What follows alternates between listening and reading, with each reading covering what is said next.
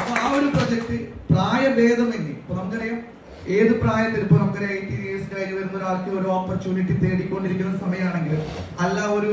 Retired ആയിട്ടിരിക്കുന്ന പെൻഷനായിട്ട് ഇനി എന്ത് ചെയ്യണമെന്ന് ആലോചിച്ചിരിക്കുന്ന ഒരാളാണെങ്കിലും അല്ലെങ്കിൽ ഹൗസ് വൈഫ് ആയിട്ട് വീട്ടിലിരിക്കുന്ന ഒരു വീട്ടമ്മയാണെങ്കിലും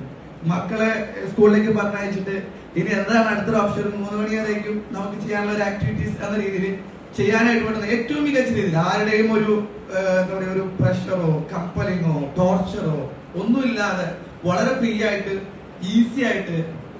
പണം ഏൺ ചെയ്യാൻ പറ്റുന്നതും അതിലൂടെ അവരുടെ ഇഷ്ടപ്പെട്ട രീതിയിലുള്ള ആ ഒരു ഫിനാൻഷ്യൽ വെൽത്തിലേക്കും ഫ്രീഡത്തിലേക്കും സഞ്ചരിക്കാൻ സാധിക്കുന്നതുമായിട്ടുള്ള ഒരു നല്ല ഓപ്പർച്യൂണിറ്റി.